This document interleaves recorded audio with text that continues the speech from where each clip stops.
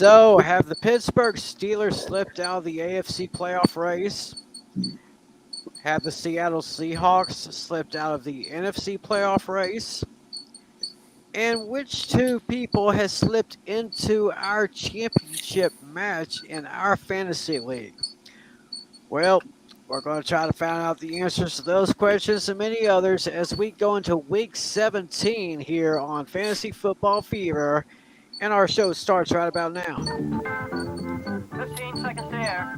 Stand by, all cameras. Ready with slow motion, the night to his cameras. Stand by, videotape, and roll tape. And tape is rolling in less than 5, and 3, 2, 1. Take tape. Okay.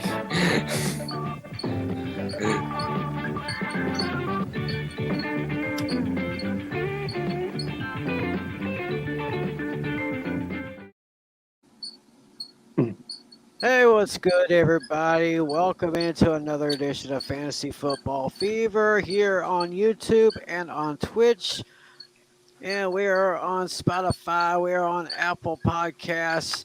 We are getting all over the country, and we want to thank all of you for joining us tonight. It is December 30th, 2021, and may I say, Happy New Year's Eve to everybody. Hope everybody had a great Christmas. We're getting ready for the final show of our calendar year. But of course, this show is going to go all the way to SoFi in SoCal for Super Bowl 56. I'm Tim McClellan. Joined today with Andrew St. Clair, our Commissioner John Natale, and our good buddy John Flynn. Gentlemen, how are we doing? We good. We good. Good. We good. And I know in some parts of the world it's already New Year's Eve, and some of them are getting ready to ring in the New Year in about 12 hours. Right, absolutely. So, like I said, hope everybody had a great Christmas. It was good for me. It was so warm down here in Northeast Texas. Yeah. That my brother decided we're not going to have turkey and dressing and all that good stuff. We're just going to grill burgers and hot dogs, and that's exactly what we did. Oh, wow. Yeah. I guess the old saying goes, 'twas the night before Christmas, and all through the house we had the air conditioner going because we live in the South. Ain't that the truth? Yeah, of course, Andrew is in Georgia, so you had some pretty nice weather up there. Mm-hmm. Because Flynn, you're in New York, so you may have had some snow, did you? No, it's actually parts north and west of the city had some ice. Oh, that is not good. But like for us, where we live, it's pretty mild for where we are. It's around 50 degrees, which is about 5 to 10 degrees above normal. Right. Natalie, where are you at? And how was the weather? Yeah, over here, Washington State. I mean, there was snow on the. Yeah. Uh-oh. Take a good day, road things. Oh. It was up under 20. Wow. Oh, boy. Yeah. Well, anyway, we have gone past Christmas. We're going right into the new year. But before we do that, we got to take care of week 17. And, of course, we got to talk about our championship matchup in our fantasy league. We got a lot to talk about. Sadly to say, Miss Irene Namer is not with us tonight. She's not feeling too well. So, Irene, if you're watching, we want you to get well soon, dear. We love you. Mwah. So, I guess with that, I can go into Irene's hot topics. I don't know what all she had for this week, but we do have to begin with the news that took place a couple of days ago. As you may all pretty much know by now, we have lost the great John Madden. For those of y'all who may not know, he was the head coach of the old Oakland Raiders back in the 70s, and that was when the Raiders were big and bad. Nobody wanted to play them because it seemed like they were playing so dirty. Then from the late 70s all the way till probably about the mid 90s, almost early 2000s, he was best known as a broadcaster. He broadcasted NFL games for all the major networks.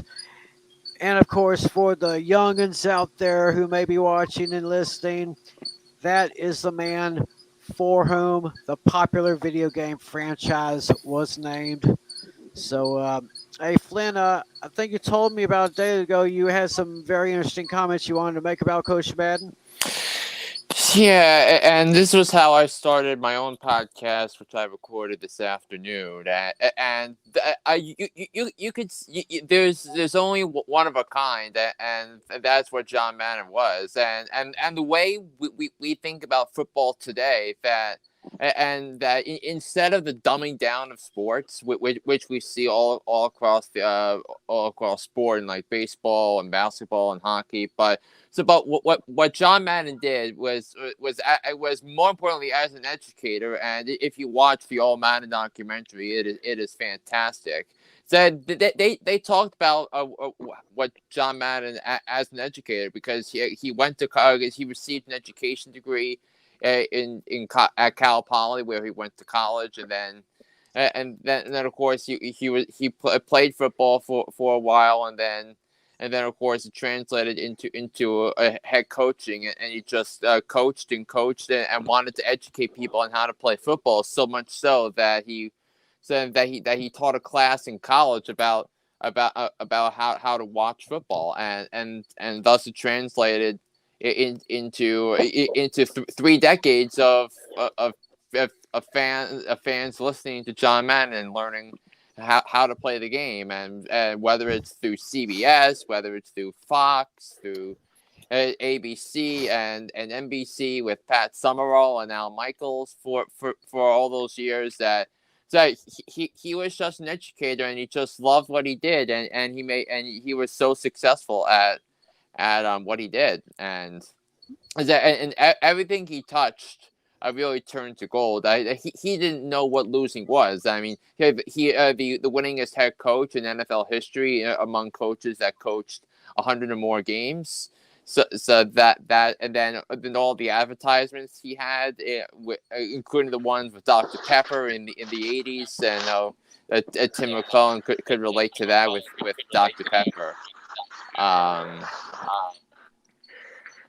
But truth be told, that I think the legacy of John Madden is going to exist forever, and the video game franchise he made. There's an argument that many players who are in today's NFL would probably not play football in the NFL if it wasn't for the Madden video game series. I know in the documentary, Lamar Jackson and Patrick Mahomes, two of the previous MVPs appeared in the documentary to talk about the video game franchise and how it affected their careers. So such a terrible news, and I think that his loss is our loss as a football family. Absolutely. Natalie, Andrew, y'all want anything to add about Mr. Madden? He first added it up, yeah. It basically was like an icon. It was like the face of the NFL franchise, and the video games were a classic. I still love playing them to this day. Like I had a Madden 94 and 95 for the Sega Genesis. That was really fun hearing his voice on there. Oh yeah. Well, for me, it's a little bit different. First of all, being practical, I hate it.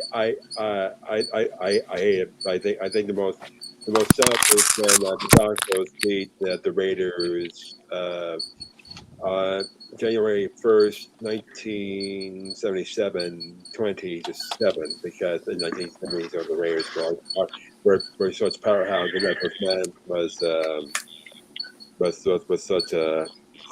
such a coach there, but. Yeah, it's interesting. For Thanksgiving, he would not have a turkey.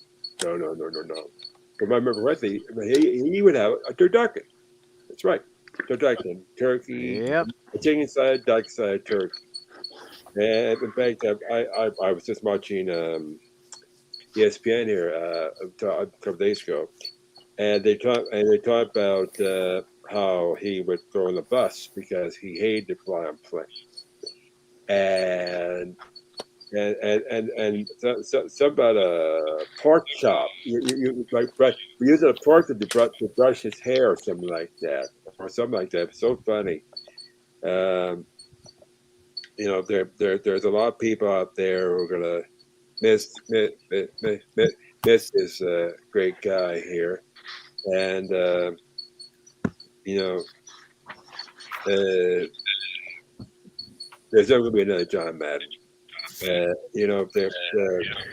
the commentators are gonna, I'm sure this weekend they're gonna honor John Madden some way here, but rest in peace, big man. Yeah, well said, well said. And we are joined now by our good friend, Mr. David Heller. How you doing, Dave?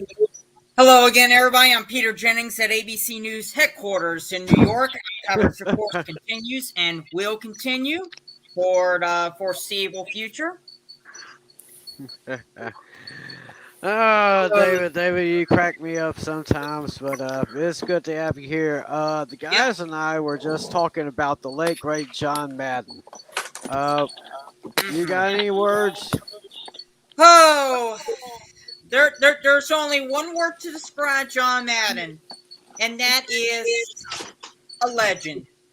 Whether it was as a coach with the highest winning percentage out of all the head football coaches with a minimum of 100 games, his 10 years as the head coach of the Raiders, his Super Bowl win against the Minnesota Vikings, his only one as head coach, whether it's the 16-time Emmy Awards that he has won for best sports personality, best analyst type awards.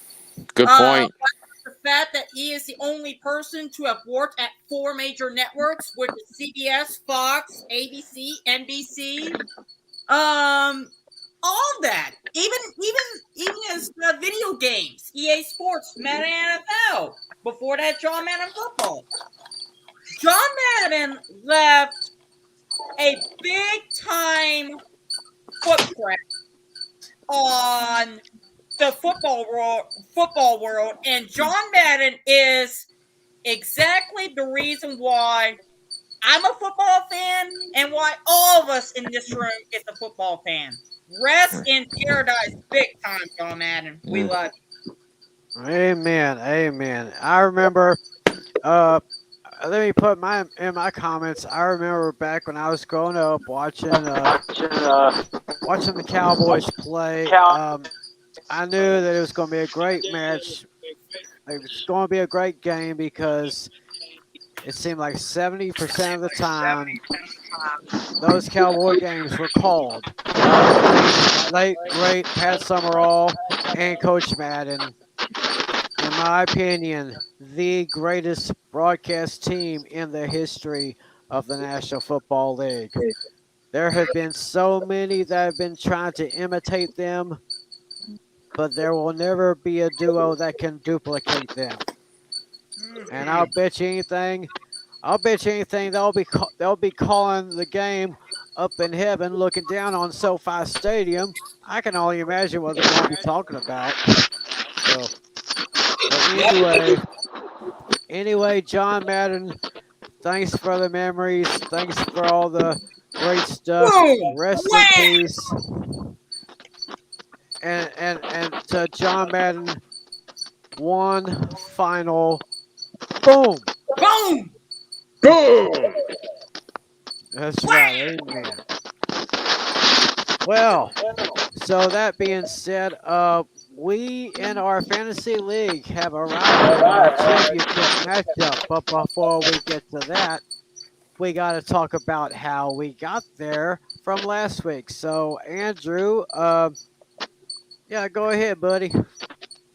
Before I do that, come more hot topics here. First of all, we go through the COVID here. Thankfully, here's the news here. NFL has shortened the policy of COVID from 10 days down to only 5. And we just great big thing here because of that. A lot of players who didn't play this last week are playing this week here. So that's good here. Also, finalists for the Pro Football Hall of Fame were announced here just today. And I'm going to mention here a few players who were highlighted here. We have wide receiver Andre Johnson, linebacker DeMarcus Ware, and returner David Hester. Along with them, we have a few of these. We have Jared Allen, Willie Anderson, Ronnie Barr. Hold it, Andrew. Time out, buddy. Yeah. You mentioned DeMarcus Ware. You mentioned Devin Hester. That is. I'm sorry, dude, but that was like a few years ago. They're both retired. No, we're talking about the Hall of Fame. Yeah. Oh, you're talking about Hall of Fame. I thought you were talking about the Pro Bowl. No. Well, I'm talking about Hall of Fame. I got you, buddy. I got you. As I will show you from this article here, from the NFL here, actually. As I said here, this is the roster of who actually is going to be in the NFL Hall of Fame. Ah. Yeah, Andre Johnson, Terrell Samuels, Reggie Wayne, and others. And it's the class will be inducted here during NFL Honors, which will air just before the Super Bowl, Thursday, February 10th, 9 p.m. on ABC. And now, I would love to see the NFL's all-time kick six man get into the Hall of Fame. All right. Now with that in mind, with my quick news here, let's talk about how we did last week here. Before you do that, Andrew, we want to welcome Adam Goodwin to the show. Adam, welcome back, buddy. Thanks, buddy. How are you been? Oh, we're doing all right. We haven't gotten too much into this show. We're just talking about some news about the Hall of Fame inductions coming up and talking about the late, great John Madden. The great one.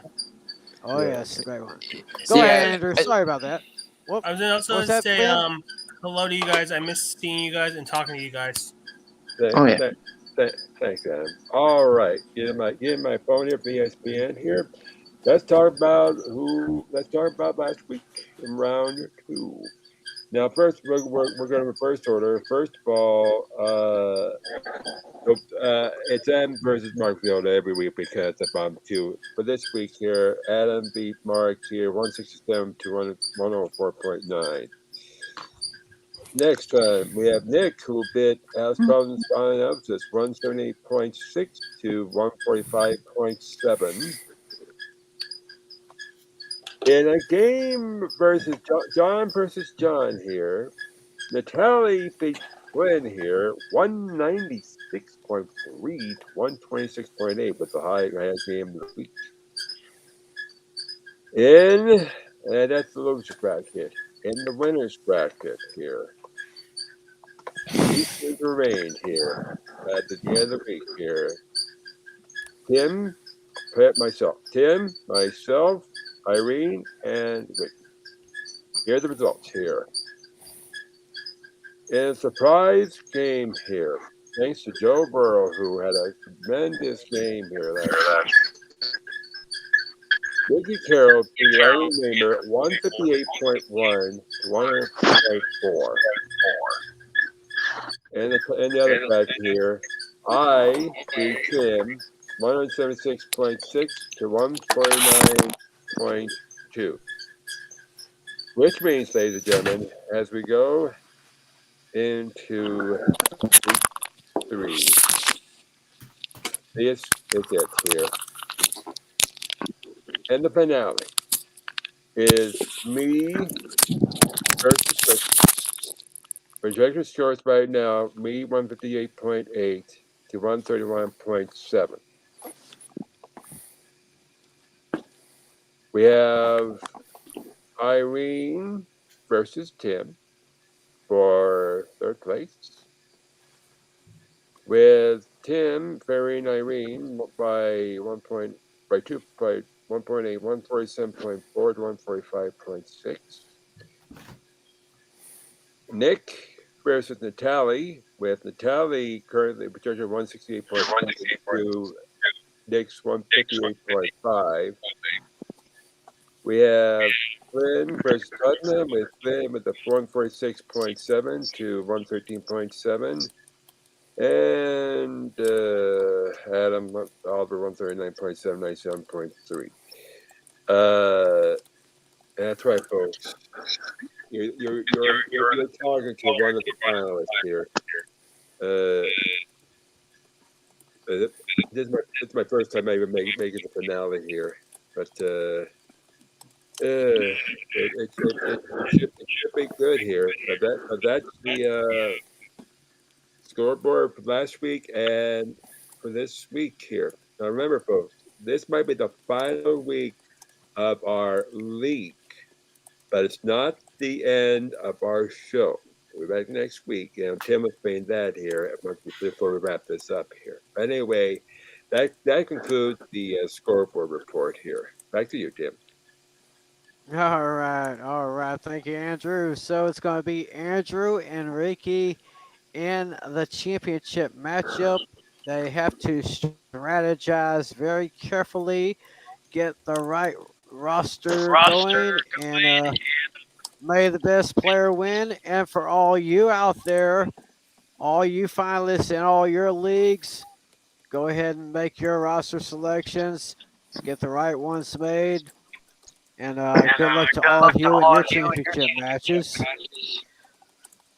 And going into some championship matches, there's going to be some very important roster moves that are going to be made, and that's why John Flynn, I believe he's ready to give us this week's fantasy stud, dud, and sleeper. So, Flynn, who you got for us this week?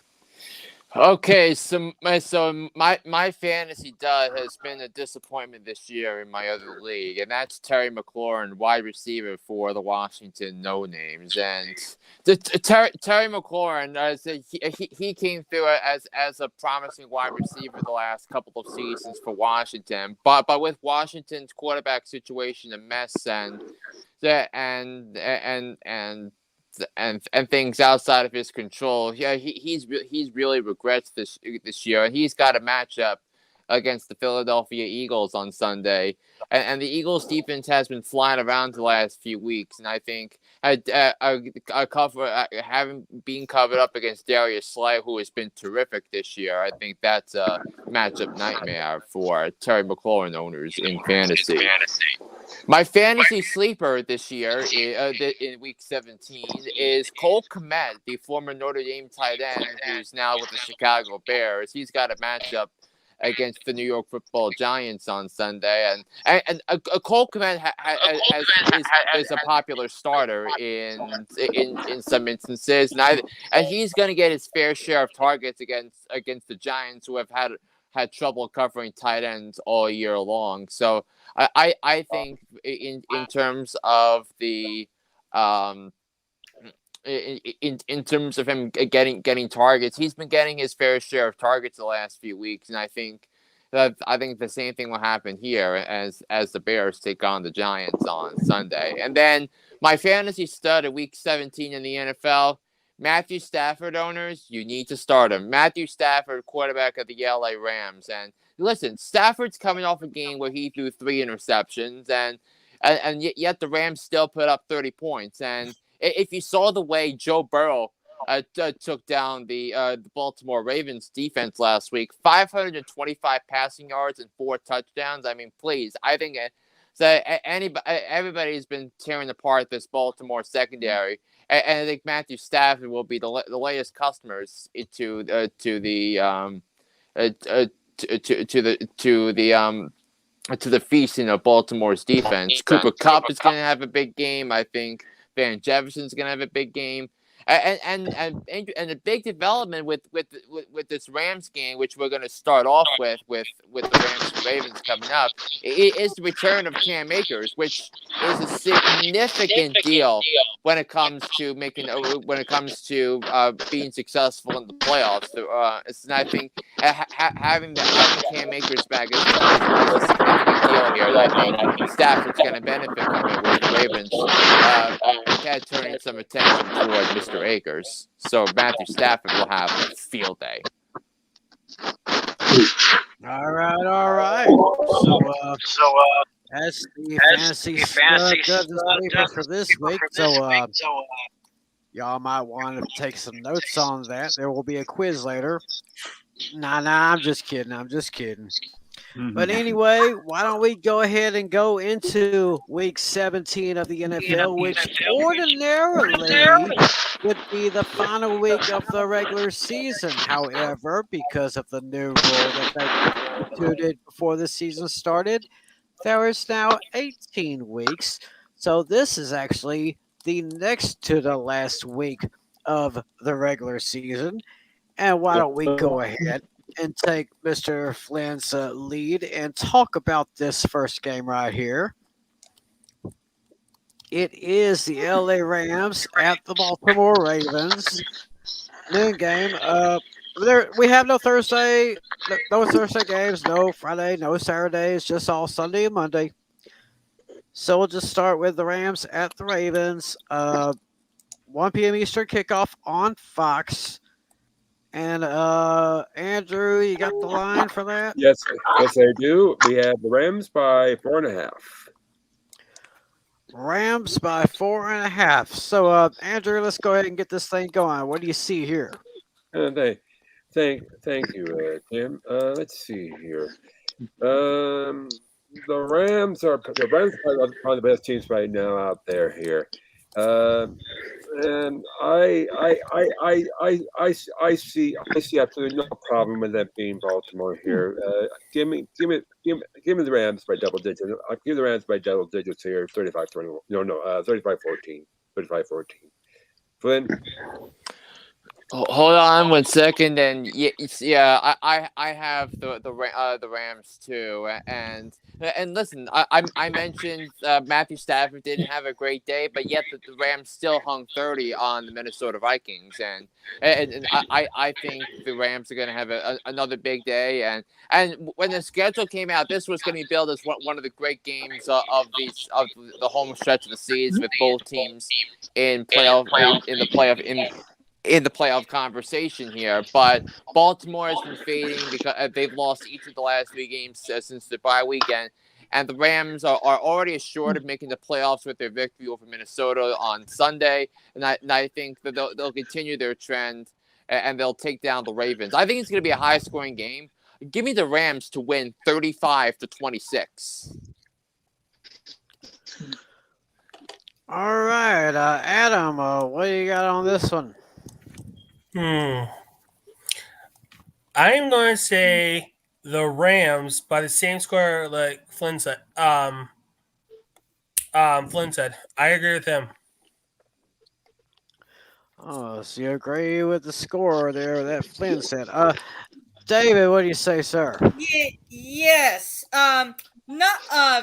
There was one other factor that Flynn didn't mention about the Ravens is that their star quarterback Lamar Jackson, as of what I saw on the NFL Network ticker yesterday, he is still limited on practice. I don't know if he's gone. He didn't practice today, David. That's why I picked the Rams with the score I did. Yeah, bingo.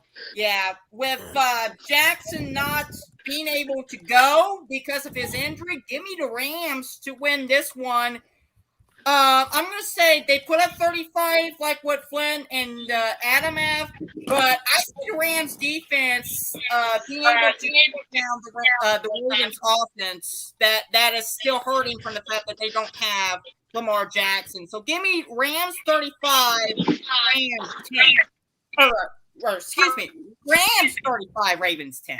Excuse me, my mistake. Wow. Sounds like some. All right, sounds like a little domination there as far as David is concerned. Natalie, what do you say? Yeah, pretty much the Ravens are a hot mess right now. They're on the verge of not making the playoffs. In fact, we probably have a little role reversal here. Initially, I had the Ravens winning the division and the Bengals finishing in last place. Now it looks like we have a possibility of a reversal. Bengals finishing in first, Ravens finishing in last. That could very well happen at this point. But yeah, the Ravens have to get their act together or they're going to be eliminated. I think they're going to make it interesting, but I still have them losing this one. Give me the Rams to win 27-20. All right, and I am going to make it a unanimous decision for all of us. Once they were once the mighty Ravens, now they're not so mighty anymore. The Rams are still trying to hold on to a playoff spot. I am going to give this one to the Rams. They will fly. The Rams will butt heads with the Ravens, and it will be the Rams that say nevermore as they defeat the Ravens by a score of 33-27.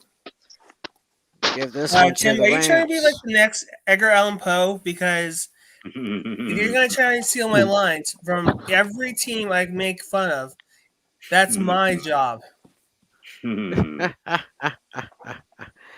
I'm sure we can share the responsibility in some way, shape, or form. Okay. Just this one time. One time, huh? From a potentially good game to this is probably going to be the snooze fest game of the week. We have the Atlanta Falcons at the Buffalo Bills. I wouldn't say this is a snooze fest, but it would probably be more of like a one-sided affair. Andrew, what do you got as far as the line on this one? Bills by 14. Bills by 14. Ooh. Again, a one Eastern kickoff on Fox. So, Andrew, what you got here? I'm agree with you, Tim. It's not bad as snoozer, but it's definitely a one-sided game.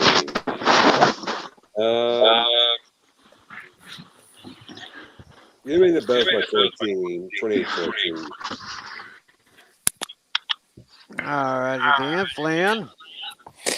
I think the Bills found something in their victory against the Patriots on Sunday, which was a huge game because the Bills haven't had this type of performance in about 2.5 months. So that was a much needed victory for the Bills to get even with the Patriots after what happened the first time those two teams met. But the Falcons are coming off a win against the Lions, but I think the Falcons' playoff chances will be trimmed to 0 with this game. I think the Bills are going to put up a lot of points. So with Gabe Davis and Cole Beasley coming back, that's going to be a big boost for the offense. And Isaiah McKenzie had a terrific game on Sunday. And stepped up. I think that says a lot about the culture, the next man up mentality that every team has needed this season. I'll take the Bills to win this game 39-22.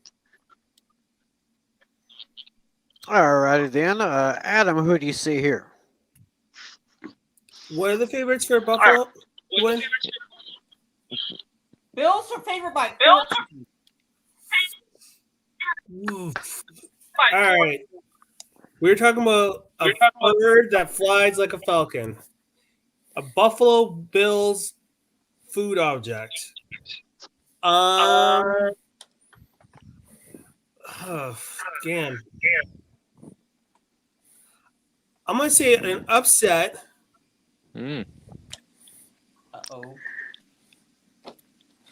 And it's going to be Atlanta 28-21 Atlanta Falcons.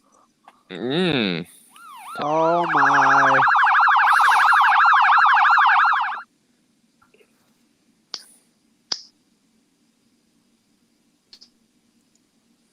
And Tim, you're muted. Tim, you're still muted. Tim, David, well, Tim, go ahead, David. Yeah. Very, very bold, David. Yeah, that's a very bold pick there, Adam. But honestly, I am not going to go bold on this one. Give me the Bills to win this game here by a score of I'm going to say 30-20. I don't think it's going to be 14 points like what Vegas sees. I think the 14-point spread is a little bit too high. Okay. I still see the Bills winning, but not by what Vegas has them. I only see them winning by 10, not 14. All right, sir. Natalie, who you got here?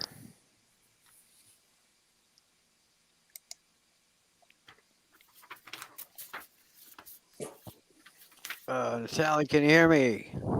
Okay, yeah, I got you. Well, somehow the cameras were frozen, but yeah. As far as this one goes, yeah, up to this point, I thought the Bills would have clinched a playoff spot by now, but I think now they finally do it with a convincing win, 28-10. All right, and I am going to. I too am going to get the Buffalo Bills to circle the wagons around the Atlanta Falcons here. I got them winning by a score of 38-17. Because it's remember, good that Cole Beasley and right. Yep, because remember, Tim, nobody circles the wagons. Circles the wagons like the Buffalo Bills. Mm-hmm. Absolutely. So give me the Bills to win by a score of 38-17. Adam, good luck on that one pick there. All right. Well, next. Yeah. All right. Next, we're going to go to probably what will be the snooze fest game of the week. This is the New York Giants at the Chicago Bears. Another 1 p.m. Eastern start on CBS. And what do you got for the line there, Andrew? Bears by 5.5. Bears by 5.5. So, Andrew, who do you want to? I mean, if you had to pick between these two terrible teams, who would it be? Before I continue, I'd just like to say that Flynn usually gives us a roster of picks, so the differences might be off by half a point or so. Keep that in mind, folks. Oh boy, this one's definitely a snoozer here. Bears by 5.5. Almost wish you can get half a point. You can't. Oh boy, this is ugly. This is ugly here.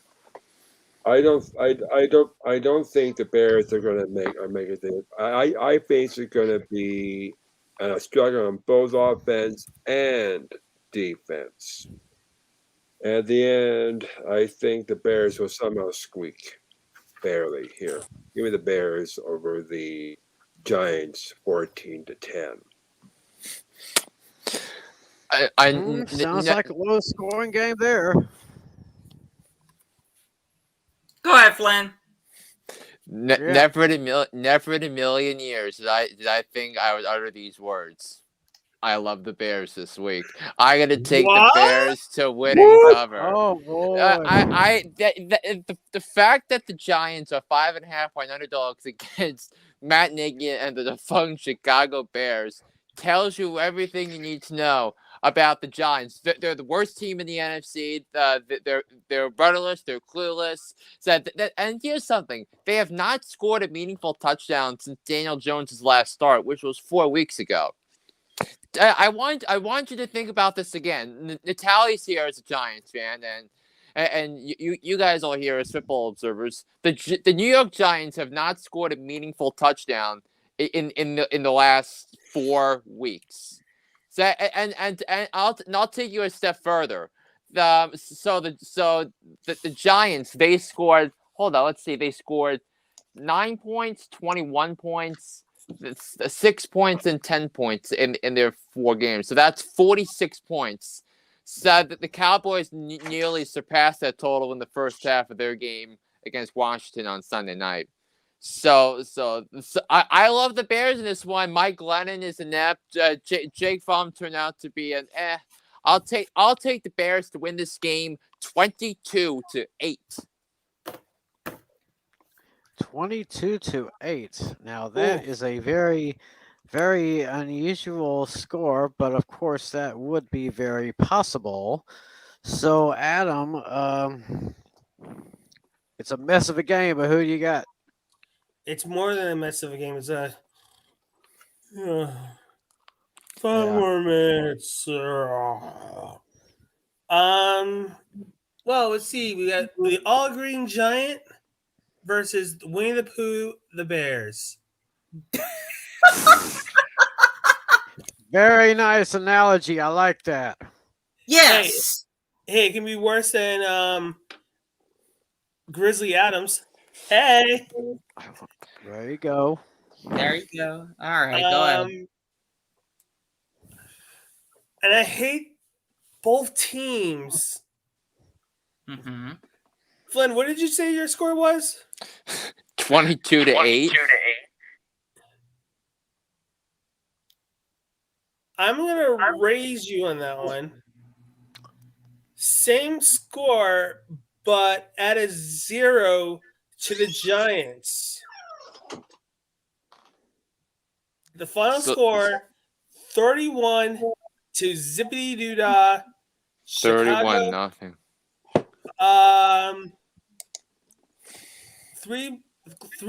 I can't say it. 3 Bears say, this is too much. This is just right. But we destroyed the All Green Giant. 31-0 Chicago Bears. Back to you, David. All right, Dave. I'm not gonna go that far like what Adam has. I'm going to up Flynn as well, but not that much. This is 2 terrible teams, and like Flynn said, the Cowboys put up almost the exact same points as the Giants put up in how many games? 4 games for the Giants, 1/2 for the Cowboys. Good Lord. Yeah. Give me the Bears to win this one. This will probably be Matt Nagy's last win as the Chicago Bears head coach, as he will probably be fired at the end of the year. Give me the Bears to win this one by a score of 26-13. Go ahead, Natalie. Yeah, this one's going to be kind of interesting. Giants seem to have 2 options here. They can either tank this game and move higher up in the draft pick, or they could at least try to win and then be further back in their second pick for round 1. So it could work one of 2 ways. I mean, I can't believe I'm doing this. I don't know why. I'm taking the Giants 20-17. I don't know.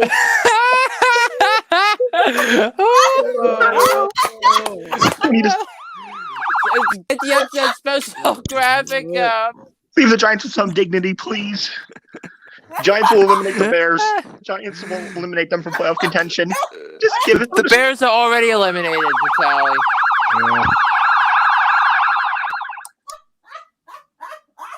The Bears are already eliminated, John. Oh, I didn't know that. Wow. Tim McClellan, restore some sanity to the program, please. Folks, the second Remember, I'm Joker- the mastermind of solo picks here. and you fail on most of them, Vitaly. And we trusted you. Natalie, may the good Lord have mercy on your soul. Yes. Anyway, getting to my pick, yeah, I'd say they're both bad, but Chicago is just slightly better. So if you got two bad teams, just go with the home team. I'm going to take the home team, the Bears. Score of 21-13. Tim, before we get to our next pick, John, if the Giants win, I will give you a free sub when I come to New York on New Year's Eve. Okay, sounds good. Next year, that'll Here's be. the thing. I'm picking the toppings. Okay.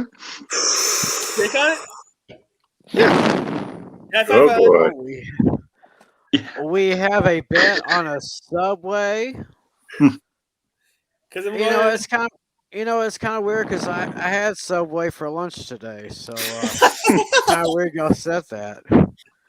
Flynn, if you both win, I'll take you out to dinner too. Well, Next game, please, Tim. Let's change the topic. Yes, let's go from a snooze fest to a game that could get a lot of attention. We got the Kansas City Chiefs and the Cincinnati Bengals. And we got the Bengals and Chiefs. What's the line, Adam or Andrew? The line is only by 4. However, I feel it's going to be even less. I think it should be. Right now it's 4, but I think it should be 3. You say Lions? 3.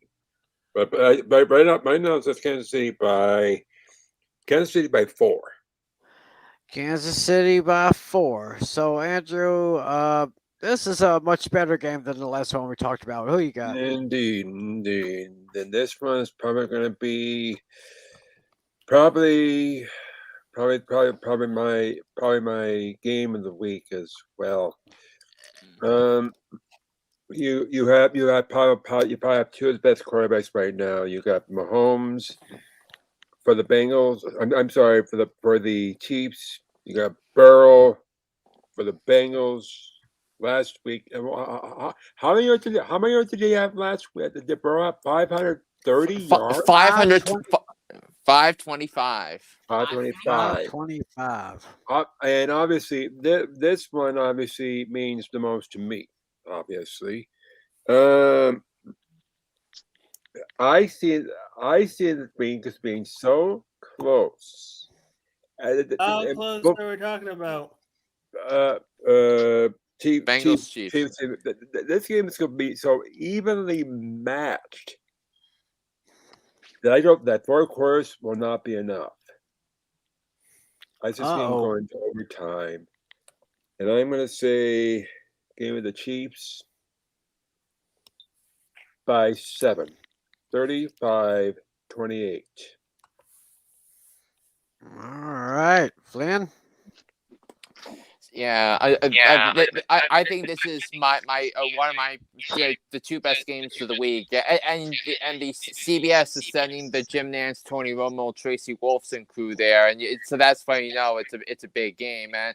And we talked earlier about Summerall and Madden being the number 1 crew. Well, when you have the number 1 crew, it's a big game. But and I think this is going to be a terrific game. And like a lot of Bengals games over the course of the season, this one's going to come down to the final drive.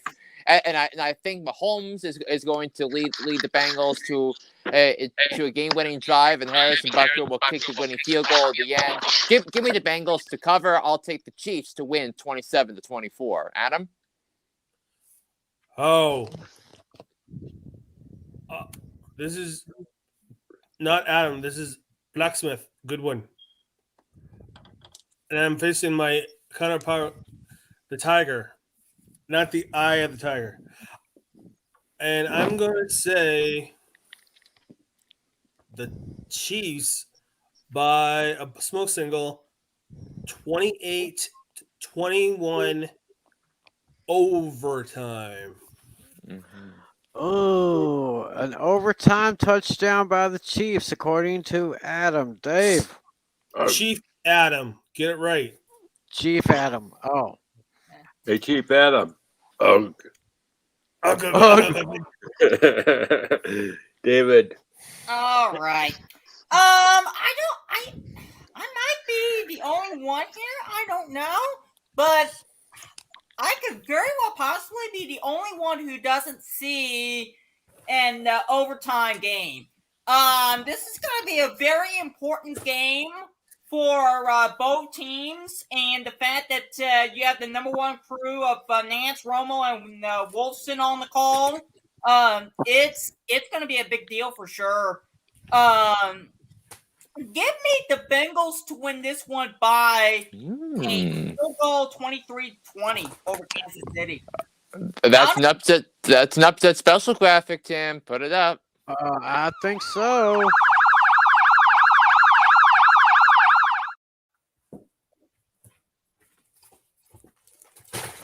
Yes, it is. I guess that does qualify as an upset special right there. Very bold prediction on the part of Mr. Heller. Let's see what Mr. Natali says. Yeah.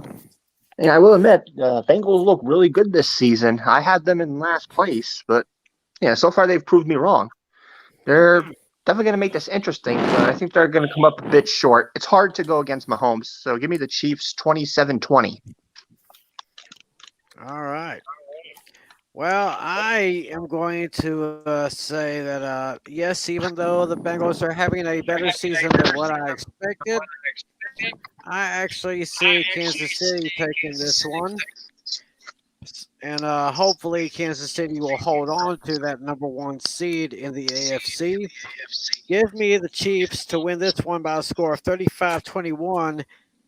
And also, give me the Chiefs as my lock of the week. Yeah. Interesting. My lock of the week, Kansas City. And now we are going to go from that game to what might be another, maybe a one-sided affair, maybe. Depends on how you look at it. We have the Las Vegas Raiders at the Indianapolis Colts. Another 1 o'clock Eastern start. What's the line for that one, Adam? Or Andrew? Oh my gosh! You keep doing that, Tim. I do that too many times.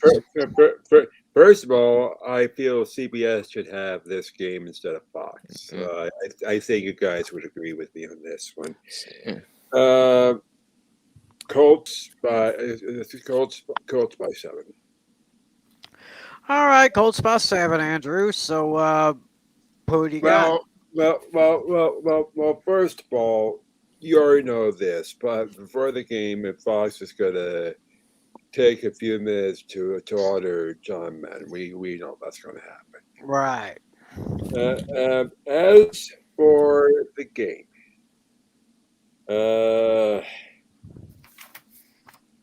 this one's going to be a bit interesting here. Even though I would love to have the Raiders win this one for Madden, you know what? What the heck? Let's do it anyway. What? 24-14, upset, Raiders.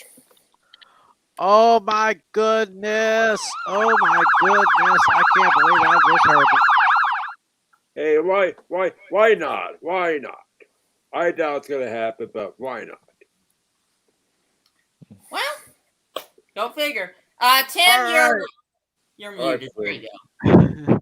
I know my laptop here is a little bit off, but it'll be all right. So, Flynn, what you got?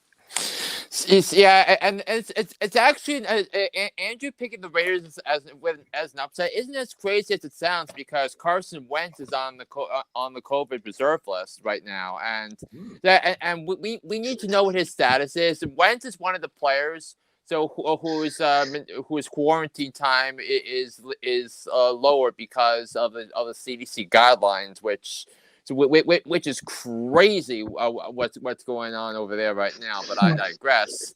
So I just think the Colts all the Colts need from their quarterback and Sam Ellinger would be the starting quarterback for the Colts if Wentz doesn't clear protocols. The Colts just need a game manager, and they can use their powerful offensive line and Jonathan Taylor and that defense to wear down the Raiders. And listen, credit the Raiders for winning against the Browns. Credit for the Raiders for taking down the Broncos. But I think the Raiders' run of gritty wins ends here. I'll take the Colts to win this game 24-21. But I do think it's gonna be a close game. So Raiders. So guys picking the Raiders aren't that crazy. All right, Adam, go ahead, buddy. Boom. That's my John Madden impression. But anyways, Yeah. Very good, Adam. thank you. And I gotta say, I don't know what a Raider is, but I know what a cult is because we're riding horses. But I am going to do a tribute to John Madden's football team because think about it. His old team was the greatest team ever in history of NFL. And I'm going to say, hate to say this, Raiders come out to play. The score is going to be 27-26.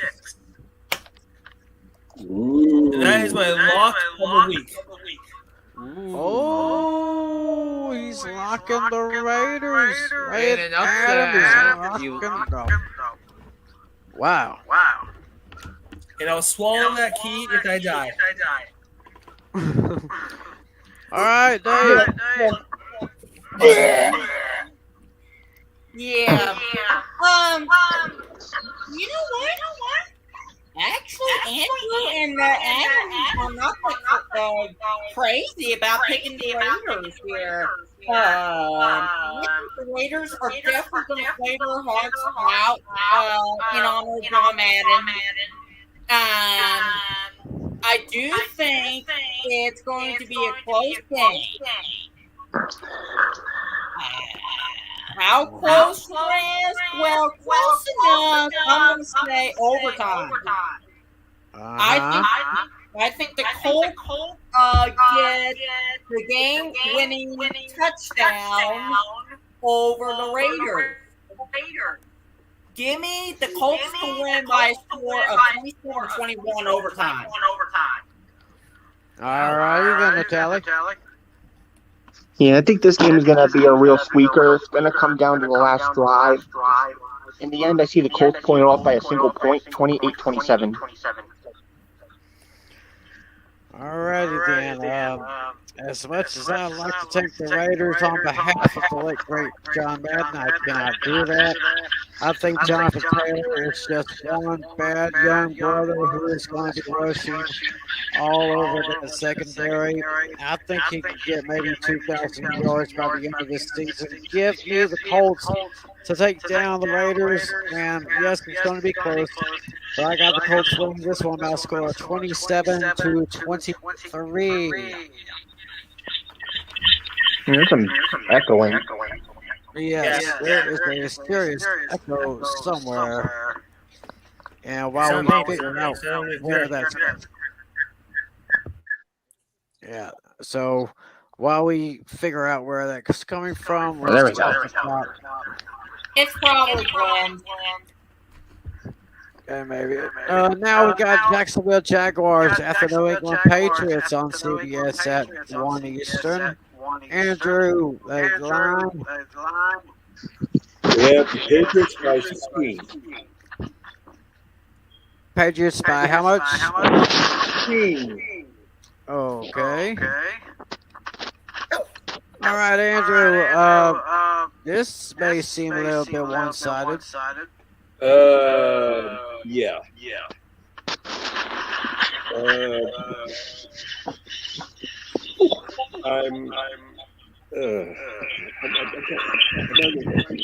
Who's the quarterback for Irene? Mac Jones. Still Mac Jones. Hey, Mac Jones. Never mind. Oh, wait a minute. I know what you're talking about. You know what I mean. I know what you're talking about. Let's take a hit on a pipe dream. Was the fate or mistake? Cause the time ain't up yet. The parts of my mind.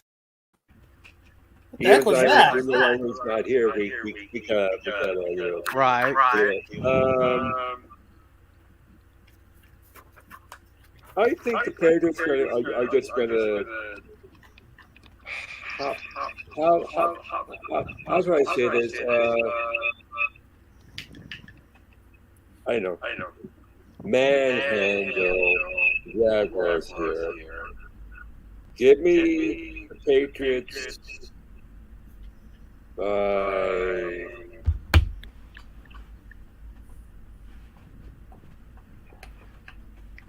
27-7. I'm making this by lock. Okay. Looks like Andrew is locking the Patriots over the Jaguars. And you can keep that graphic up because I'm making this to my lock of the week. The Patriots coming off a loss to about to become the worst team in the NFL. Please. So that's not what Bill Belichick wants. This is my lock of the week. I'll take the Patriots to win this game 47-17. All right then, Adam. 2 by 9. You know the all Palmer line? Let's go Patriots. If they lose to the Jacksonville Jaguars, next year I will wear a Giants uniform. I wear a Jaguars uniform. My pick is New England 34-3. All right. Dave? I'm going to be a little bit generous to the Jaguars. However, I still see the Patriots winning big. Give me the Patriots to win over the Jaguars 30-17. All right, Natalie. Yeah. While this is not going to be my lock of the week, I am still going to double down. I'm going to take New England 28-14. All right. I have a lock for something else. So I've got the New England Patriots taking good care of those Jaguars. Give me the Patriots to win by a score of 41-17. So now we go to another potentially lopsided game here. We now have the Tampa Bay Buccaneers at the New York Jets. And the line on that one, Andrew? That would be the Buccaneers by how much? 13.5.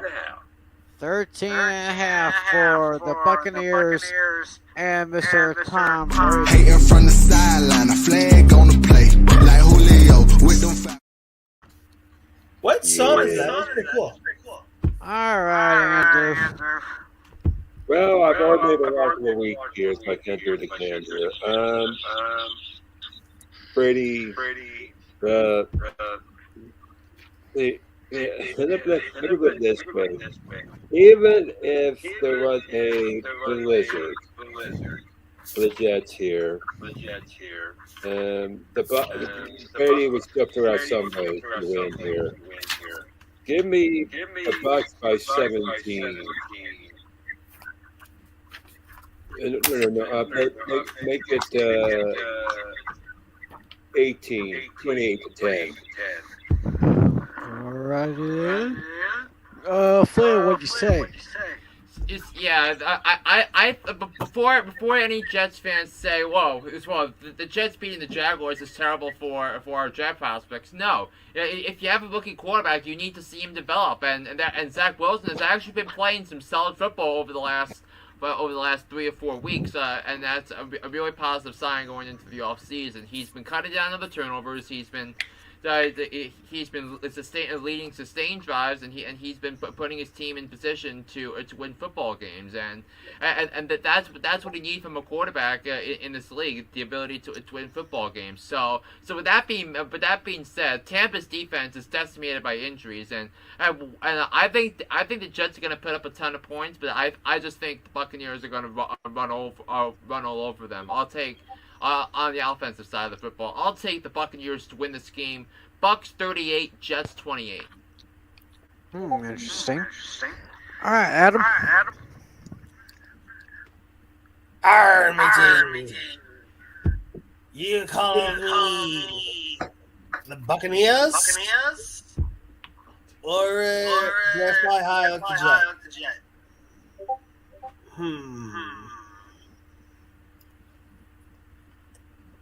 Hey Tim. Yes. Do you have any fuel for your jet?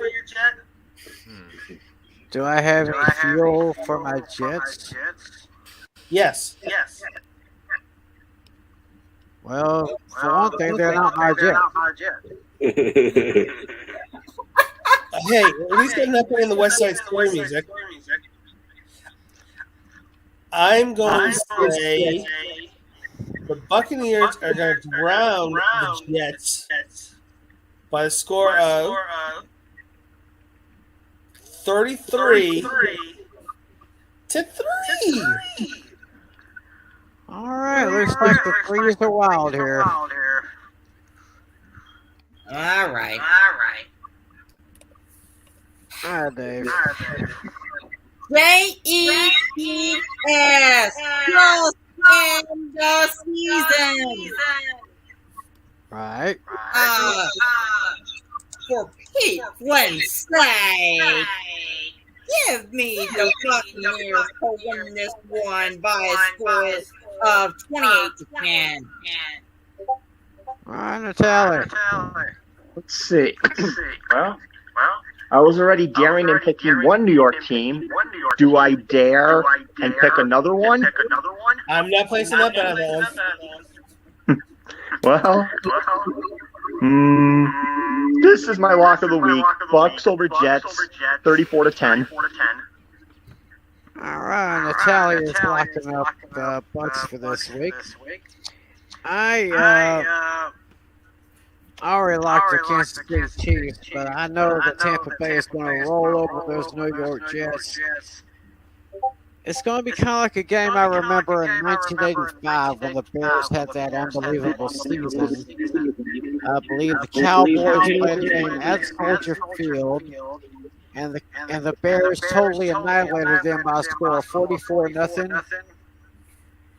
That's my score in this game. Bucks 44, Jets nothing. Ooh. The Jets are going to put some points on the board. Come on. Shut up. Oh, good luck to that. Good luck to that. Anyway, let's go ahead and move on now. Interesting AFC matchup here. We have the Miami Dolphins at the Tennessee Titans starting at 1 Eastern over in Nashville. Andrew, what's the line for this one? We have the by 3.5. 3.5 for the fans. So, Andrew.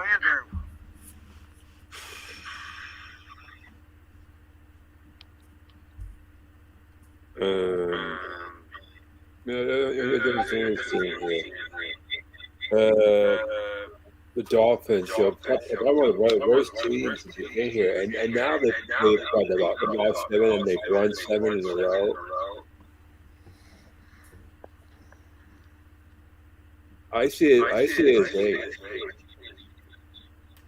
And if the Giants were thinking, so obviously, I'm thinking this is an upset.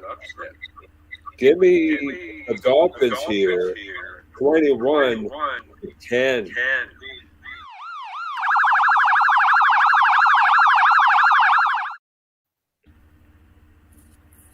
Aha. All right. So, go ahead, Flynn. Yeah, this was the second toughest game of the week for me to pick. That's because I really don't trust both teams to do anything special at this point. Maybe Tennessee if they get Derrick Henry back for the playoffs, and believe it or not, the Titans still haven't clinched a playoff spot yet. Believe it or not, and there's 12 teams in the hunt for the final 6 spots in the AFC playoff race, and the Dolphins are if the season were to end today, both Miami and Tennessee would make the playoffs. So that is wild given the Dolphins. But I really shouldn't be surprised with Miami because I had them winning 8 or 9 games, but before the season. So they did a good job with that. But I think the Titans defense is gonna give Tua some fits. Tua has not played well over the. Tua did not play great against the Jets, but then he played okay against New Orleans on Monday night. Granted, the Saints were decimated with injuries, and that it thrust my guy Ian Book into the mix, and that didn't turn out so great for my guy Ian Book. But I'll take the Titans to win by a field goal, 23-20. All right, Adam, what do you say? Flippers. Remember the Titans? I'm gonna say Titans. By a score of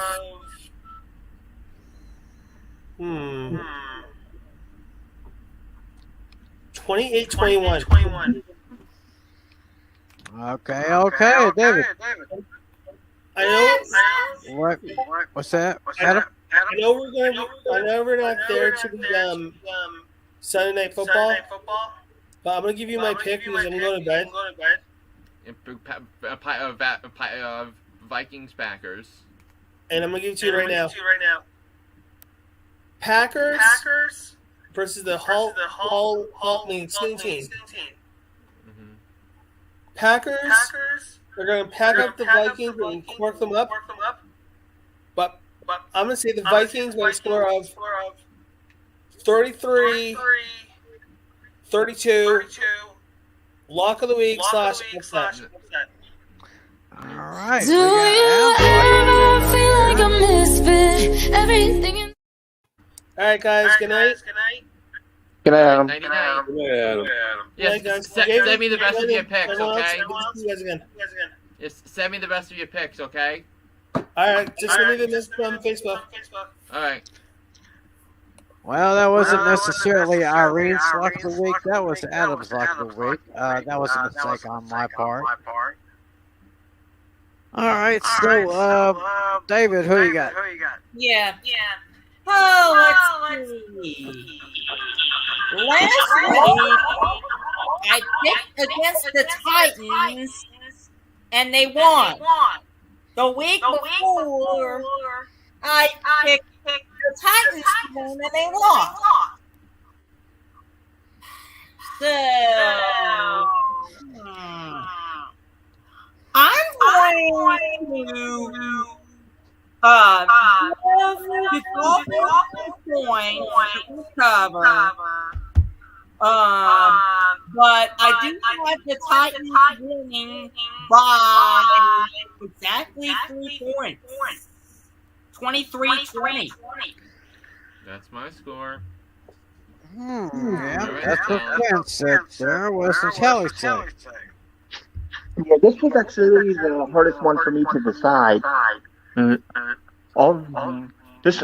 After careful consideration, I'm going to agree with Andrew I don't see it as an upset. However, it's a real squeaker. Give me the Dolphins since they're on a 7-game winning streak. They have all the momentum. 29-27. Oh, interesting there. Well, I like both teams, and I like how Tennessee's been kind of surviving without Derrick Henry.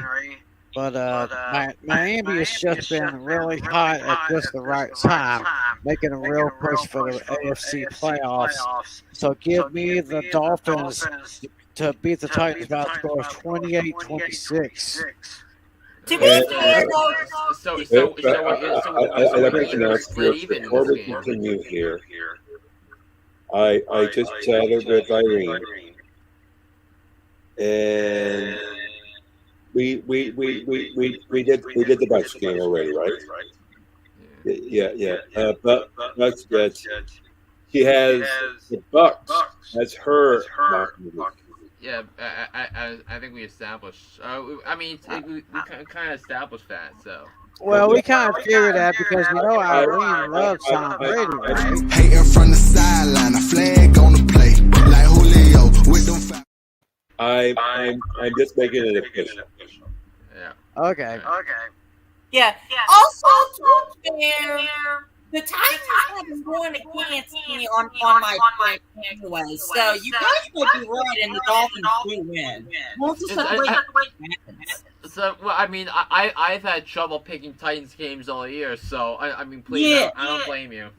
Yeah, same. I've been having trouble picking Titans games too because, like I said, week before I picked the Titans to win, they lost. Last week against the Niners, I picked the 49ers to win. Turns out I was wrong. The Titans won. So you might be right, guys, the ones who picked the Dolphins to win. All right, let's talk about this one here. Philadelphia Eagles at the Washington Football Team, 1 Eastern on Fox. What's the line, Andrew? Eagles by 3.5. Eagles by 3.5. Andrew, what do you got? 2.5, actually. 2.5? 3.5. Tim. Okay. Let's go Washington. The next game was Titans. You might think bunch of random names here, but not yet. Eagles by 7. No, I'll make it even worse. 14-0. Eagles. Wow. Very nice there. Lynn. Yeah, one of the teams I was dead wrong on preseason was the Washington Football Team, and I was part. I'll admit it, I was part of the Washington Truthers who thought Washington could win the division for a second straight year, but they've been atrocious all year, and especially it's gotten worse since the Chase Young injury. Ever since they've beaten Brady and the Bucs in week 10, it's gotten really bad, and on the flip side, Philadelphia, their offense has been really, really good the last 6 weeks, and they've been flying under the radar. So you take out that one embarrassing effort at MetLife Stadium against the Giants in November, and the Eagles averaged 35 points a game in the last several games. So credit the Eagles, and listen, I never thought I would say this, but welcome to the playoffs, Philadelphia. Eagles 28, Washington 21. All right, Dan. Dave. Yeah, let's see here. Yeah, this is a Washington football team who's been falling apart. And it didn't help that there was a bit of a fight on sideline on Sunday Night Football in a blowout. I don't think the Washington football team will be embarrassed 2 weeks in a row. However, they don't want to lose again. Give me the Seagulls aka the Eagles, to win this one over the Washington No Names, 27-20. Interesting. Very, very interesting. Oh, by the way, we just got a message from our good friend here. Where is that message? Nick Dennison. Nick Dennison, who's been joining us from time to time this year. Hey, y'all, that's what he says. Hi, Nick. Hope you had a good Christmas. Hope you have a good New Year. And I think he's saying go Eagles. I guess he's picking the Eagles in this one. And I am going to do the same. As much as I hate those chickens, I'm going to have them doubling up on the Washington football team. 28-14. Fly, chickens, fly. All right, Natalia, who's your pick? Yeah, this one can kind of go either way. I mean, I initially also thought Washington was going to win the division, but they've been terrible. Somehow I see somewhat of a low-scoring affair here, but I'm going to take the Eagles 24-22. Alrighty then, and my apologies for kind of stepping over your boundaries there, Mr. Natali. That's okay. Okay, we have an AFC West showdown here. This is the first of our 4 or 5 Eastern games. The Denver Broncos at the Los Angeles Chargers. Andrew, what's got the line? Chargers by 6.5. Chargers by 6.5. So, Andrew, who you got in this one? Do I even have to make this?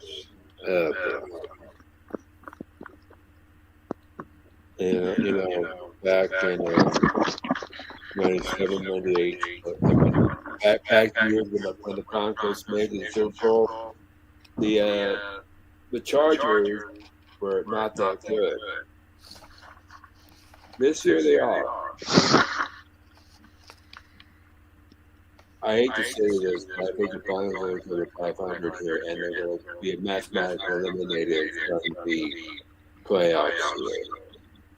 And anyone who goes to Denver, don't boo me. I am a Broncos. All right.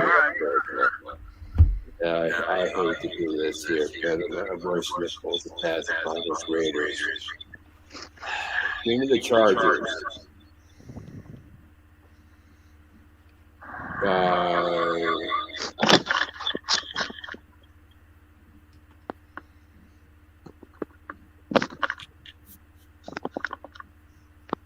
By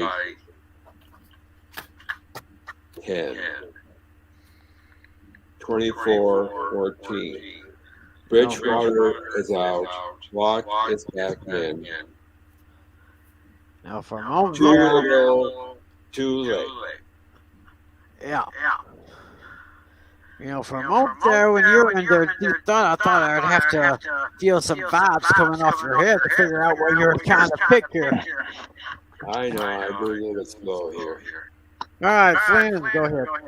Yeah, this was the toughest game of the week for me to pick, and the reason being, like, what type of team are we going to get from the Chargers on a week-to-week basis? That we've gotten a Chargers team that's had some terrific victories, like the Sunday night game against Pittsburgh and the game against Cincinnati, and then going head to head with the neck and neck with Kansas City, and then they have a clunker with Houston that they allow 41 points and Davis Mills to be like Tom Brady for what it's worth. So I have no idea what Chargers team we're going to get on a week-to-week basis. But then we remember Drew Lock is the starting quarterback for the Denver Broncos, and Drew Lock is not the answer, and especially if Teddy Bridgewater can't clear COVID protocols in time for the game on Sunday.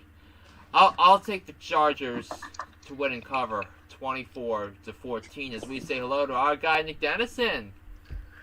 Hey, Nick Dennison is here. Hey, Nick!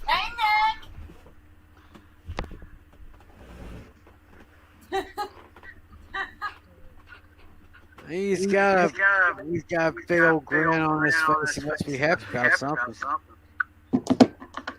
Yeah. All right. I guess it's my turn to pick. Yep. All right. Broncos, Chargers. All right. Before I make this pick, let me send out our thoughts and prayers and condolences to the people out in the Baltimore area in Colorado, as well as the northwestern suburbs of Denver. There's almost a full hour, they're still dealing with a pretty bad fire that is tore through parts of that area. So our thoughts and prayers go out to the victims as well as the firefighters who are doing incredible work to fight these fires. It's been terrible out there. As for this game, I think Flynn said it best. We don't know what we're going to get week to week. And the fact that the Broncos are without breakwater because of concussion protocol, that as far as you know, Flynn, I'm correct, he still hasn't even cleared concussion protocol. As far as I know, he has been cleared yet. Wow. Give me the Chargers to win this one by a score of 27-17 over the Broncos.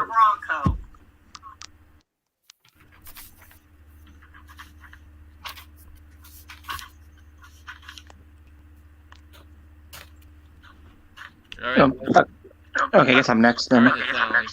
Good. Yeah, this one I was kind of going back and forth on. I think it's going to come down to the last minute, possibly even overtime too. Yeah, why not? I'm going to make this an overtime affair. Chargers 28-25.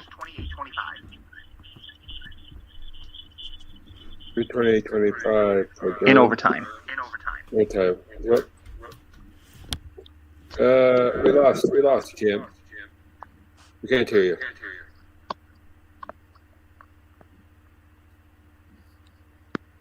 No, we don't have Tim.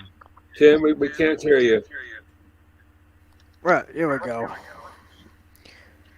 I too am going to take the Chargers in this one. It's going to be a close game. May go back and forth, but I see a field goal by the Chargers to make all the difference in this one. Give me the Chargers over the Broncos by a score of 24-21. And so with that, what we got here? There's an echo. Yeah, it's seriously. Yeah, it's kind of I'm gonna wrap this up here, Tim. I sent the rest here before I wrap this up here. I'll send on your rest here. I'm gonna quickly change it to college here. I want Alabama to beat Cincinnati. I want Georgia to beat. Georgia to beat Michigan. The scores here. Yeah, but tomorrow is New Year's Eve, and I'll make a place tomorrow. Anyway, I sent the rest here for you, Tim, and everyone Happy New Year. all right. Well, you have a good night. Good luck in the championship game. Thank you, Tim. And hopefully we'll see you again next week. I'll be back next. All right, buddy. Take care of yourself. That's Andrew St. Clair. He's gotten us got the rest. By the way, Flynn, there's probably a bad echo on your end. My end? No, I think it's on Flynn's end. There we go. Much better. Oh, it was on Flynn's end there. Okay. Yeah. Well, anyway, let's move on to our next game here. We got the Houston Texans going up against the San Francisco 49ers. That's a 4:05 Eastern start on CBS. And the line here, according to St. Clair, is 49ers by 12. So, Flynn, what we got here? Yeah, I'm gonna take the 49ers to win the game, but San Francisco does have a suspect secondary, so that might be something that we might have to monitor going forward in terms of San Francisco and a potential first round playoff meeting with a team like Tampa or Dallas. And I think a Niners Cowboys first round playoff game would be a fascinating game in Big D. But we can talk about that if that's a playoff matchup later on. But I'll take the 49ers to win this game. I think Houston's going to keep it close, but then I think the Niners use their offensive line to pull away with a win on Fan Appreciation Day. I'll take the Niners to win this game 37-27. All right, then, David. Okay. I'm going to take the 49ers to win this one as well. Flynn did brought up a pretty valid point. There is definitely some suspect areas within the 49ers team there. I think you said offensively or defensively? Defensively. Defensively. Thank you.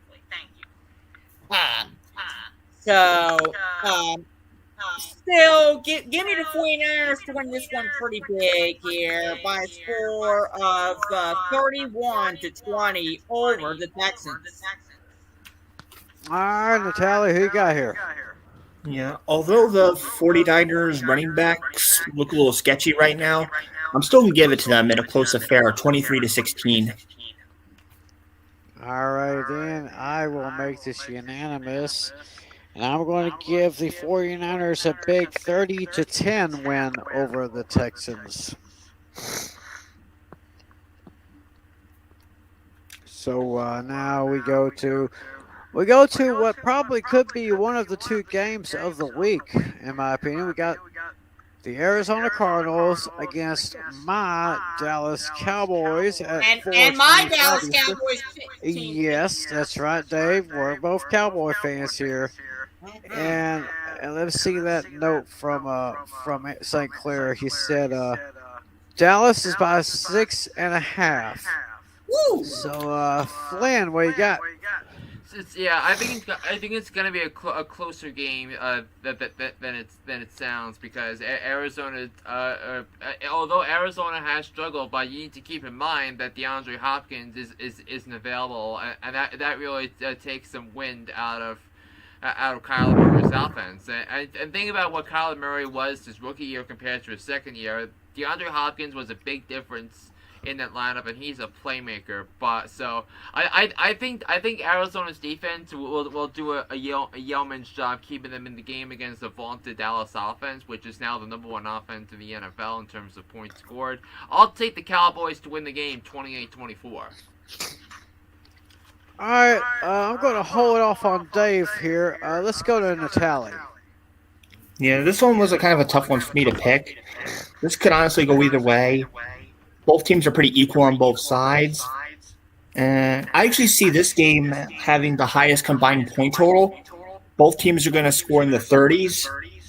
In the end, I think it's going to come down to a game-winning field goal by the Cardinals, 34-31. Ooh, so he's going upset. with the Cardinals there. Upset. Interesting.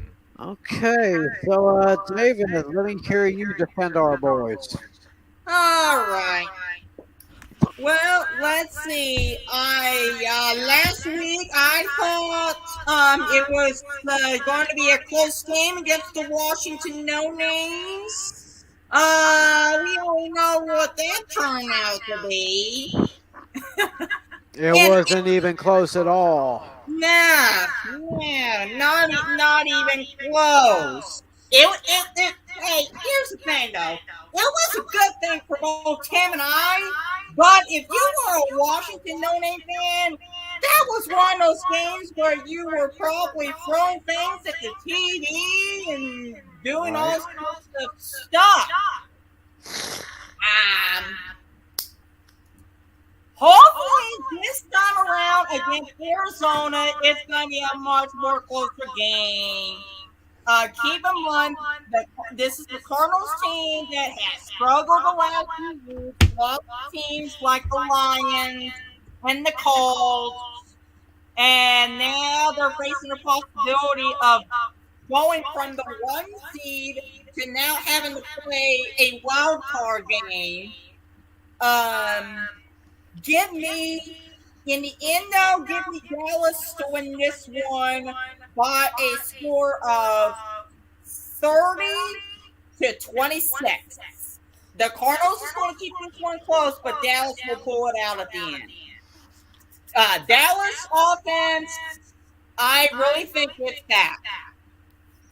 Dak Prescott and company really proved it last week for sure. That so far they have gotten past the jitters, but we really need to see it for consecutive weeks before we can really truly say that the Cowboys offense is back. Wouldn't you agree? Right. Yes, I will definitely agree with that. I mean, with the offense that we saw from the Cowboys last week, kind of made me wonder what happened to that offense the previous 5 or 6 weeks. Because it seemed like they were not inconsistent. It seemed like Dak was not in a groove.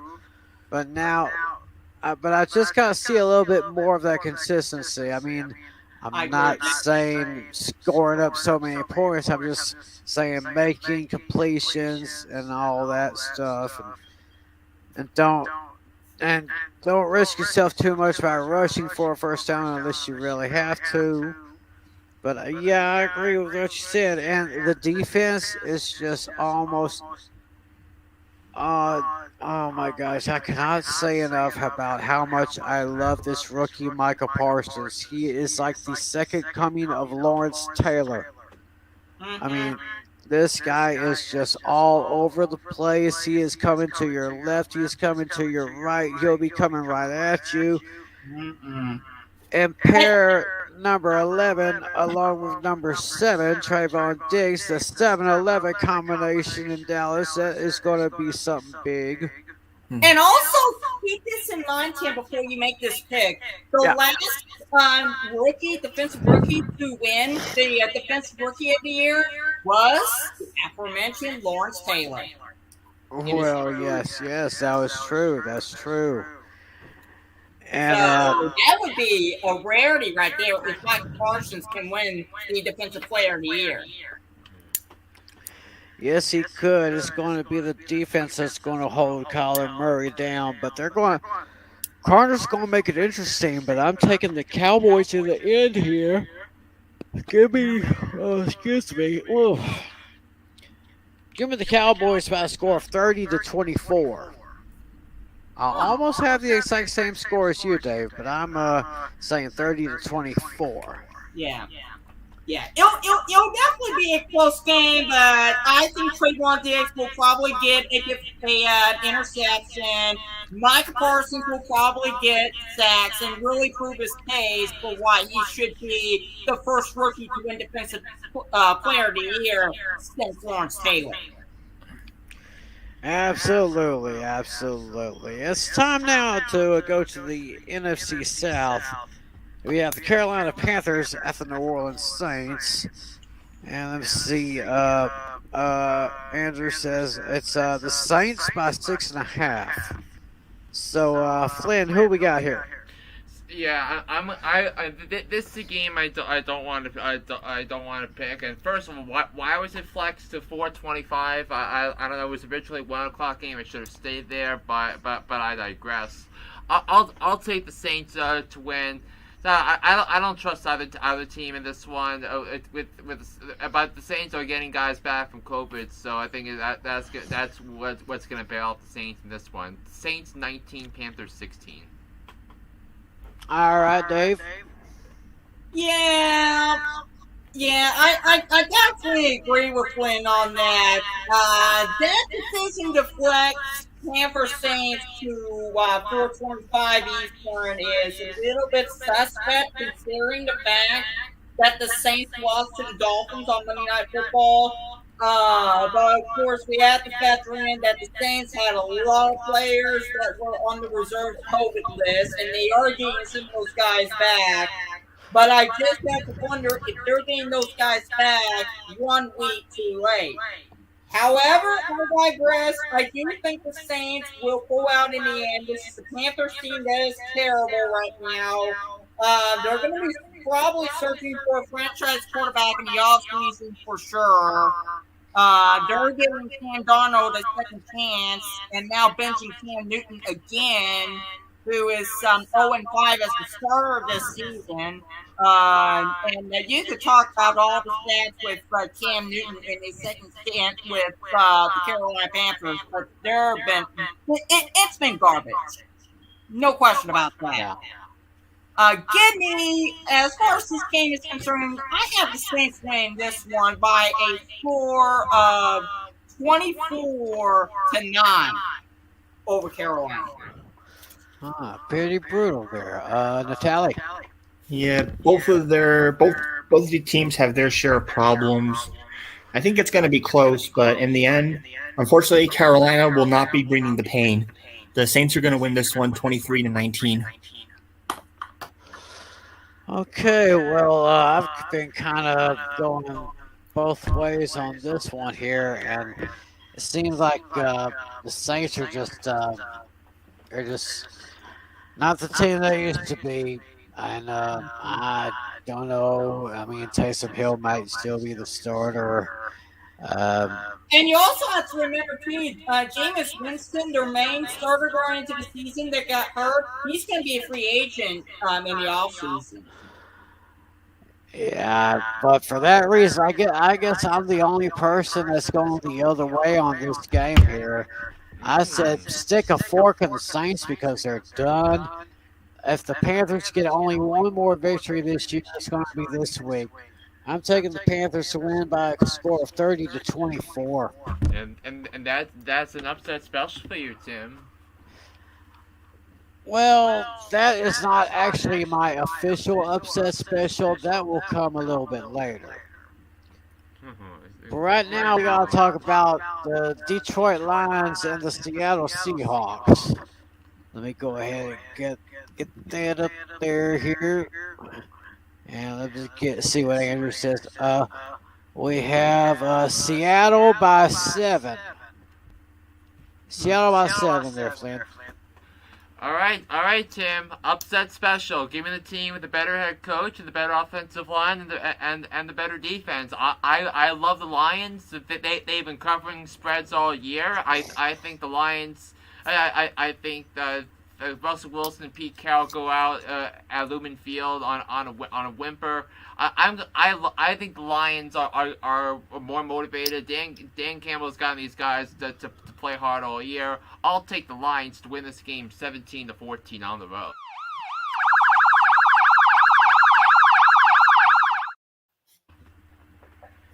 Very interesting there. Dave, what do you say? Yeah, let's see. Is this week the last home game of the season for the Seattle Seahawks? Yep, it's the last home game of the season because they're at Arizona next week. Okay. This, I think, will probably be the last home game for Russell Wilson in Seattle. I actually think he's going to go out and winning note in the Super Bowl. I don't see either one of them next season in Seattle. But for this game, give me the Seahawks to win this one by a score of 20-14 over Detroit. Detroit will keep this one very close, and they will once again cover the spread. Or at least very close to covering the spread. Right. All right, Natalia, who you got? Yeah, both teams are officially eliminated. Neither one have anything to play for at this point. And when in doubt, let's pick the home team. Seattle 24-23. All righty, but I very, very disappointed the Seahawks. The once mighty Seahawks. They just dominated the NFC West for so many years, and now how the mighty have fallen. Yeah. This, again, is not my upset special, but I am taking the Lions to beat the Seahawks by a score of 24-17. And I'll give Dan Campbell yet another year to coach the Lions and see what he does there. So, Campbell's on like a 6-year contract. Oh, a 6-year contract. Oh, okay. Yeah, so he's gonna be around for a while. All right, so whatever he's doing now, hopefully he'll keep doing the job and hopefully bring Detroit back. All he needs is better players, and right, and the Lions are gonna get at least the top 2 pick, and maybe Aiden Hutchinson, the Michigan stud. Maybe. We go now to Sunday Night Football. We have the Minnesota Vikings at the Green Bay Packers. And according to Andrew, he's got, I think the line is Packers by 7. So, Flynn, we have a good Sunday nighter here.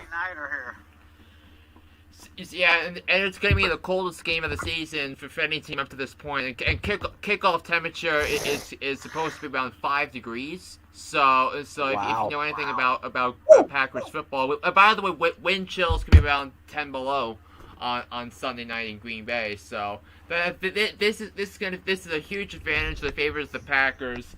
I think the Packers can continue their march toward the 1 seed. I don't think they'll clinch at the 1 seed because I have Dallas winning.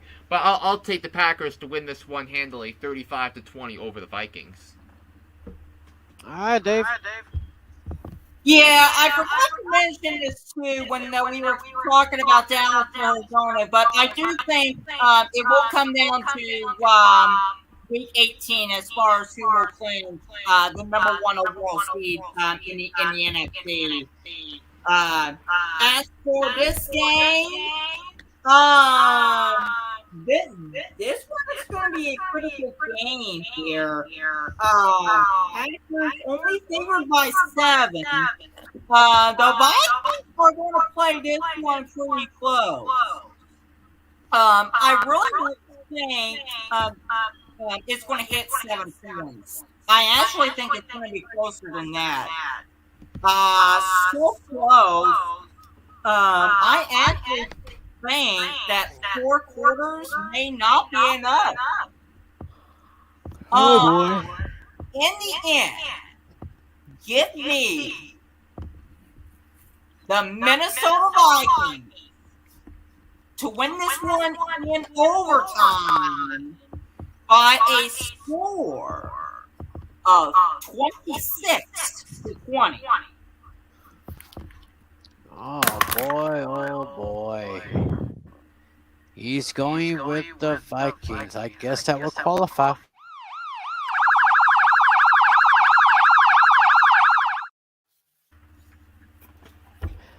Natalie, what do you say?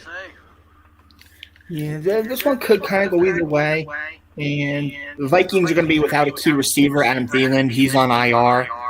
I do see Osborne making an impact, as well as Justin Jefferson. But, however, Deontay Adams, I think, is far superior between the two, and he's going to be the difference maker.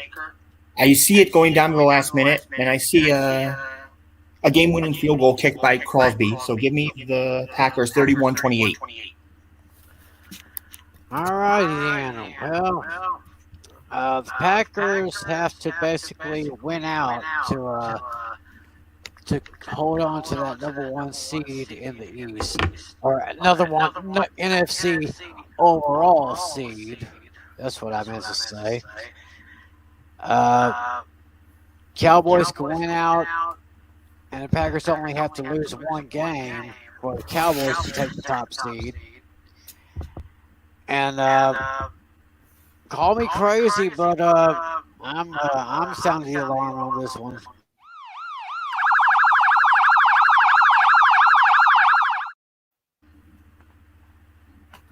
This is my upset special of the week. I am taking the Minnesota Vikings to take down the Packers at Lambeau by a score of 34-31. And thus, the Cowboys will take the NFC top seed. With 1 week to go. What's that? With 1 week to go. Because then we have the extra week. Yeah. Oh, yes, we have the extra week. Yes. Yes. So now we finish up It's with going to be a fascinating week 18 for sure. Oh, definitely. Much definitely. I'll say that. Let's go now to the Monday night game on ESPN. Cleveland Browns and Pittsburgh Steelers. And the line right now is Cleveland by 3.5. So, Flynn, what we got here? Yeah, this is a game that can go either way because it's a game between hated rivals in the division. But I'm gonna take the Steelers because I think they have the better defense and they've had the better coaching and Baker Mayfield is no longer really a top tier quarterback in the NFL, and there is a real possibility that the Browns might draft their next quarterback. I would draft the next quarterback in the draft if I were Cleveland, but I don't know if they will. But I would take someone in the draft, but I digress. I think that this is Ben Roethlisberger's last game as a Pittsburgh Steeler at home most likely, and I think he's going to go out on top, a winner. I'll take the Steelers to win 20-15. Oh, interesting, David. Yeah, I do agree with Flynn there. I do think this will be, of course, Big Ben's last home game. As not only a Steeler, but as an NFL quarterback ever. I will take the Steelers from this one as well by a score of 27-20 over the Browns. And Flynn is absolutely right. I really don't think Baker Mayfield is a top tier quarterback in the NFL now. Like what I thought he was. He has been absolutely one of probably personally for me one of my favorite disrespectments in the quarterback position so far this season, without question. And that disappointment, I think, will probably continue on Monday night, unfortunately. And I hate to say that as a Steelers fan.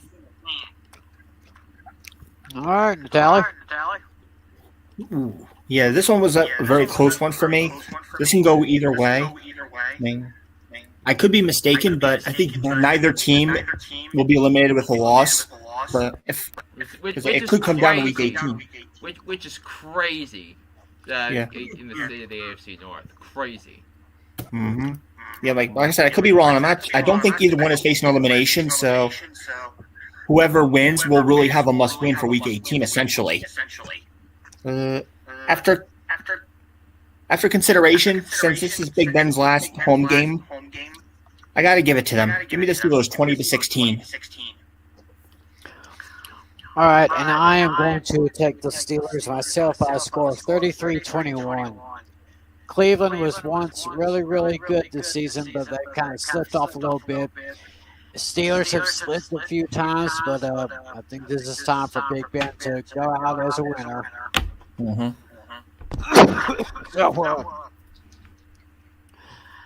So I guess before we put a wrap on this show, we have a Twitch viewer. Deontay Johnson or Jalen Waddle have PPR. I would say Waddle. Yeah, so Waddle's going up against Tennessee. Deontay's going up against Cleveland. I think that's gonna be a tricky matchup. So I'll go Waddle. Yeah, Waddle's on fire right now. So. Yeah, this one's an easy one, Waddle. And I'm taking back what I previously said about Jamar Chase being Offensive Rookie of the Year. I'm giving it to Jalen Waddle now. So I still think it's Jamar Chase in my view. So, because I mean, one of the segments in my podcast was who are the leaders in the awards. In the awards discussions so far, and right now, if I was to vote now, I would say Jamar Chase for Offensive Rookie of the Year. Which one of them have more touchdowns? What happened? What happened? Which one of them is ahead in touchdowns? I know Chase has 10. I don't think Waddle has that many, because the Miami hasn't been scoring as many touchdowns as Cincinnati. Yeah, but I can look. Yeah. So if they're even, I'll use yardage to break the tie. Waddle has 5. Ugh. Okay, maybe you might be right then. Yeah. But who has more receiving yards? Probably him Chase too, I'm has guessing. Chase has 1163. Waddle has 941. Yeah, interesting. Well, interesting question from that Twitch viewer. Thank you for joining us, and thank you for that question. And with that, I think we can wrap up the final show of 2021, the calendar year. But we are going to be back next week, week 18, which is the extra week of this season. It will be our first show of 2022. I hope y'all maybe have plans for New Year's Eve, but whatever you do, don't drink and drive. I want to thank Andrew St. Clair, Adam Goodwin, Nick Dennison for joining us earlier in the show.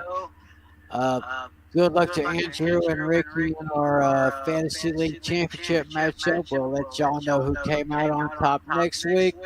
Yep.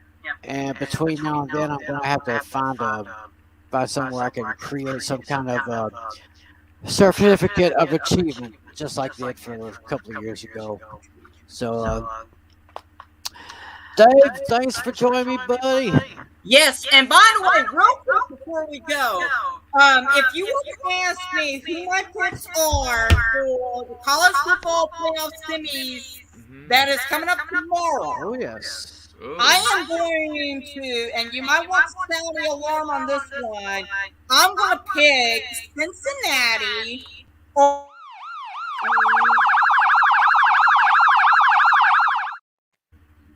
I'm going to pick Cincinnati over Alabama as I get buzzed by Howard Ballister and Bobby Sherman because I said the word as for plus reference. But anyway, give me Cincinnati and Luke Fickell to win this one and take down Nick Saban by a score of 40-17 over Alabama as I get buzzed again. And then as far as the other semifinal game goes, I'm picking Michigan to win this one over Georgia by a score of 45-20. And it will be a great matchup for the Natty between Cincinnati and Michigan in Indianapolis. Wow, a lot of SEC slander, huh? Wow. I have Bama winning 37-17. I have Michigan over Georgia 31-27. So at least you and I are in agreement that Michigan is definitely going to be in the Natty. For sure. Right. Definitely. Yeah, there's still lots of bowl games, including our 2 college football playoff semifinal games tomorrow. And there's going to be a lot more between now and then. But that's going to do it for Fantasy Football Fever for Week 17. I am totally out of breath. I thank David Heller, John Flynn, John Natale. We'll be back, y'all, next week. Hopefully, I won't get too hungover after tomorrow night. So, and of course, I have to say this for the last time in 2021. For news, 24 hours a day, go to CBSNews.com. AOL keyword, CBS News. Of course. What we got here? Okay. All right, for everyone here, this is Tim McClellan on behalf of David Heller, John Flynn, John Natale, Andrew St. Clair, Nick Denison, Adam Goodwin. Have a safe, happy New Year holiday. If you drink, don't drive. If you drive, don't drink, because we want to see all of you here next week for our first show of the calendar year 2022. Tim McClellan is saying stay safe out there. And as always, God bless and be a good sport. Good day. 15 seconds to air. Stand by. all cameras. Ready with slow motion and isolated cameras. Stand by videotape and roll tape. And tape is rolling in less than 5,